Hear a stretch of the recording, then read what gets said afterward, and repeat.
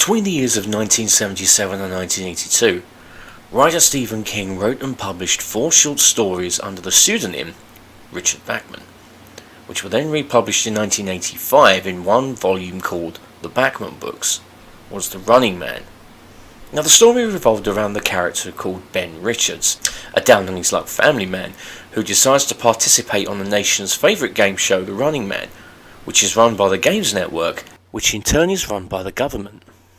The object is to survive for 30 days, travelling around the world and avoiding not only the hunters, an elite force sent after him, but the general public who can kill him and get a bounty that's been placed on his head. If he survives, he gets a big cash payment to help his family and help save his terminally ill daughter, in addition to cash he can win by either surviving by the hour or by killing either law enforcement or the hunters. However, when he is informed that his family has actually been murdered before he even appears on the show, he eventually takes matters into his own hands. Now originally, when the film itself was being written, it was due to star Christopher Reeve, and the plot was to stay close to the actual book. But when the original director, Paul Michael Glazier, couldn't direct due to the pre-production schedule being insufficient, director Andrew Davis was brought in instead. However, he was fired no more than 2 weeks later, and Glazer was actually brought back on board. And by this time, Arnold Schwarzenegger was cast in the main role of Richards instead of Reeve, and the story had changed dramatically, from a desperate family man doing what he had to that of one framed for mass murder by the army. It also changed from a dark movie to one filled with humour and one-liners, and it was more in line with its in-fashion at the time main star. Now, as I mentioned, the film's plot sees Richards, now in the army as a helicopter pilot, whose squad is deployed over Bakersfield to quell a food riot.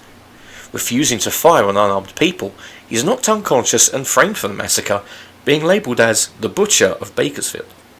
Breaking out of a high-security prison with the help of 2 inmates, played by Yaphet Kotto and Marvin J. McIntyre, Richards goes underground, and with the help of the resistance leader, played by Mick Fleetwood in a guest role, Richards goes back to the city and finds out from one Amber Mendez, played by Maria Conchita Alonso, that his brother was taken away for re-education. However, she turns Richards in at the airport when he tries to kidnap her to go to Hawaii. Before this even happens, he actually comes to the attention of one Damon Killian, played by famed game show host Richard Dawson, who sees him as the perfect contestant for the game show The Running Man, and blackmails the now captured Richards into participating, saying, "If you don't volunteer, Weiss and Laughlin will go on in your place." And now Richards is playing for the ultimate prize, his life. The film also starred Professor Toru Tanaka from movies such as Chuck Norris's An Eye for an Eye and The Perfect Weapon starring Jeff Speakman. Here, he plays Sub-Zero, the first stalker they face off against in the first arena, which is nothing but a massive hockey rink. And also appearing is Jim Brown from the war classic The Dirty Dozen as Fireball, who has a jetpack strapped to his back while carrying a flamethrower, and also stars Jesse Ventura as retired stalker turned guest host and workout instructor, Captain Freedom. Now, I first discovered the film back in the very early 90s, and its humour, action, comic book style violence, and one-liners made the film an instant hit with me, and even now, watching it back, it is very 80s and very cheesy, and that's probably why I like it so much. It's action-packed, it's very funny, and you get the feeling it just doesn't take itself seriously whatsoever. Now obviously, I'm not the only one who thought this. One Eugene Jarvis, who co-created the 1982 arcade hit Robotron, and Mark Turmel, obviously thought so too, and thus taking inspiration from The Running Man, Smash TV was born. Putting you, and a friend if you have one, as a contestant, you have to fight your way through arenas packed with thugs, mutants, men in tanks, men who explode called Mr. Shrapnel, huge snakes and floaty balls of death. You also have to contend with turrets and mines, the latter of which can lead to a premature and squelchy death with eyeballs and feet-filled shoes heading towards the screen. Each arena has multiple rooms, with 4 exits you can choose from as you complete them, meaning many possible ways of getting to the boss room. And along the way you can pick up wrapped presents or prizes, such as a sleek 1990s Roadster, a toaster, plus cash and even gold and silver bars. You even get the chance to pick up keys to enable you to enter the Pleasure Dome at the very end. Now that being said, the initial version of the arcade game never actually had the said Pleasure Dome in it, as it was thought that no one would ever complete the game as it was deemed too difficult. However, after many angry complaints from people who actually did manage to complete the game and found no Pleasure Dome to speak of, Williams Electronic Entertainment actually released an updated board which would include said Pleasure Dome. Now at the beginning of the game, your player would leave the contestants' row and the baying audience and enter the arena. And at the beginning of the arena, you'd get the host pop up with his arms around 2 busty beauties while quoting either the "I'd buy that for $1" catchphrase from RoboCop or "Big money! Big prizes! I love it!" all while being a let your soul get and having a nougat. You get 2 joysticks with which to control your character. The left moves the character, while the right lets you fire in all 8 directions, which is the same control system used in Robotron 2084 8 years previous. Now a game run on the Midway Y unit, which was also used for the game's spiritual sequel Total Carnage, as well as Super High Impact, Terminator 2 Arcade, Strikeforce, and 1992's Mortal Kombat, with the sound being handled by an M6809 chip at 2 MHz, a WM2151 at near enough 3.8 MHz, a HC55516 chip, and 2 DAC chips. Not that I know what any of that means, all I know is that it looks and sounds bloody fantastic. And of course, a game as well received as Smash TV was always going to get a home conversion, or in this case, a good 10, with Ocean publishing the home computer versions while Acclaim sorted out the consoles, near enough all of which were handled by Probe Software. But how much in keeping with the arcade versions were the home conversions?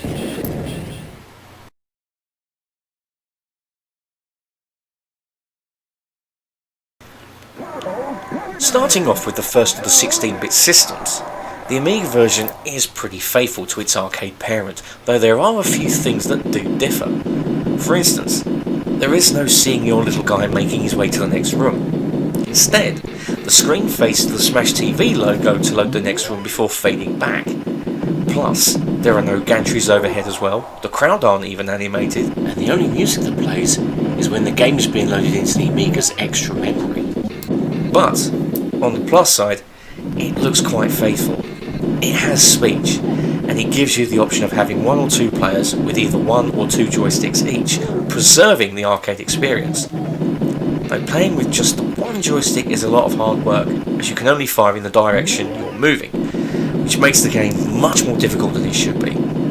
Still, on the whole, it's a good conversion which, those differences in difficulty aside, is still pretty good fun.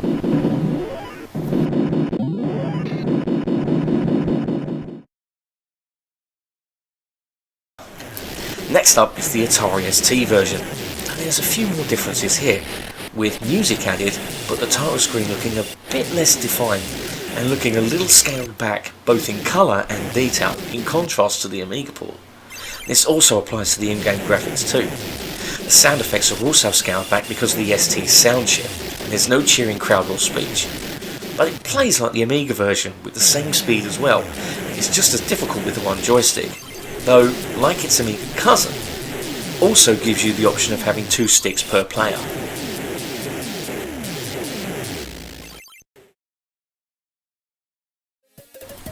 Now the Mega Drive Genesis version does make good use of the sound chip, with a pretty good rendition of the theme music being used to play over the title screen. One change between the Amiga and Mega Drive versions are the design of the high score and credit tables. On the Amiga, it's just a generic design, but here, they actually have pulsing lights going around them. All 3 of the A, B, C buttons are put to good use, with A being standard fire, B reverse fire, and C locks your firing orientation, which means you can actually strafe while firing.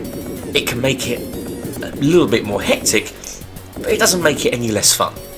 It's still difficult, but it's still a good conversion.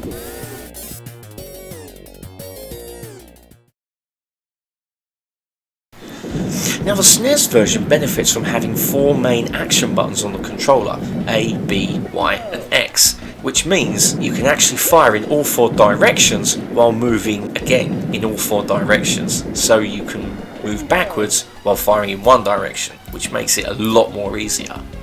That being said, the character moves a lot slower, and it actually makes it a bit more harder than it should be. The upside though is that the sound does benefit from the SNES's sound chip, which makes it sound great, and it also looks as good as its Mega Drive brother.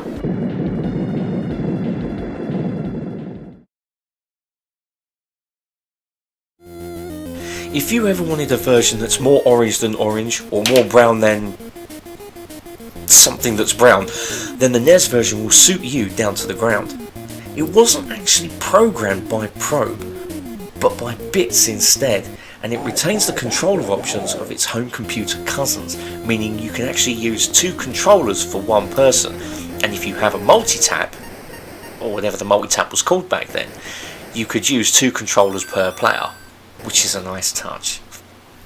It actually had speech, which I must admit is actually pretty damn good and is much better than the speech in the pinball game High Speed that was released on the system.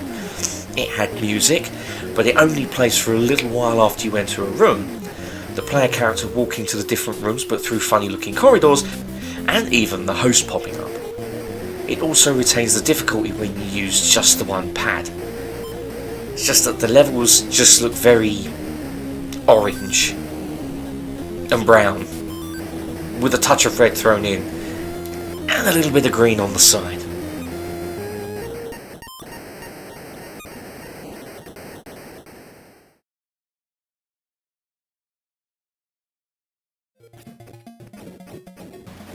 Now with the Master System and Game Gear versions, they sound exactly the same. I must admit, both do sound pretty good. One of the downsides though is that the music starts to grate very badly as it just repeats and repeats and repeats ad infinitum, and it's also just a tad too fast. It just doesn't sound right whatsoever. And also, where the Master System allows for 2 players, the Game Gear only allows for 1. I don't think there's any option for Game Gear to Game Gear hookup. I don't even think that was actually a possibility. However, where this differs greatly from its 16-bit cousins is that you actually get 6 continues per game, as opposed to the Mega Drive's 1 and the Amiga's 3. Plus, there are less enemies on screen at once, though there are more waves. And this just makes it a little bit more boring than the other versions. So instead of actually being able to kill a few of them, then go to the next room, you're continuously killing, continuous, until you get so bored you just want to switch it off. The other thing is that your player and the enemy grunts move a bit on the fast side. That's the Master System version. The Game Gear version counters this, and it's a bit more slower, which does make it a little bit more easier to play. And if you want to change what the buttons do in the options menu, you can do so. So you can have the standard fire on one button and locked orientation on the other, or however you want. But I still wouldn't recommend these versions, mainly because they just feel boring with the countless waves per room, and in the Master System's case, being just a tad too fast.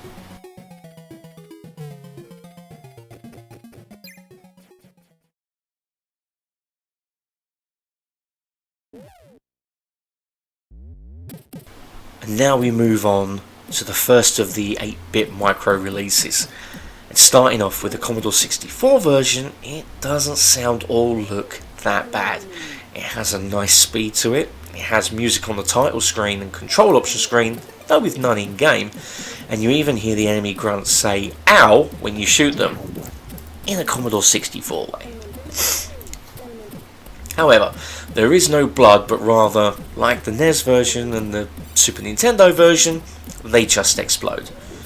The control system allows you to use the keyboard or joystick, and from the looks of it, no option for using 2 sticks or 8 buttons on the keyboard. It's still a tough game, even though there aren't as many enemies on screen, but they just keep coming. Still, it's quite competent, and it was pretty good fun.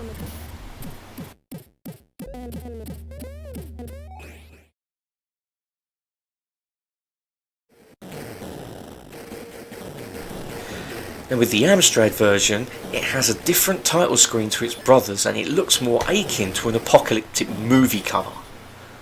The controls are exactly the same as the Commodore 64, but in-game there's less enemies and just spot effects for firing your weapons, explosions, pickups, and when you get electrocuted. And there's no music either. The grunts have a set pattern and just move from the bottom of the screen up in a zigzag movement, making it much easier than the other versions. When you die, you don't go through the doors, but instead just respawn where you died, and even the status bars are much simpler too. Plus it's a one-player only game, so it looks like you're on your own.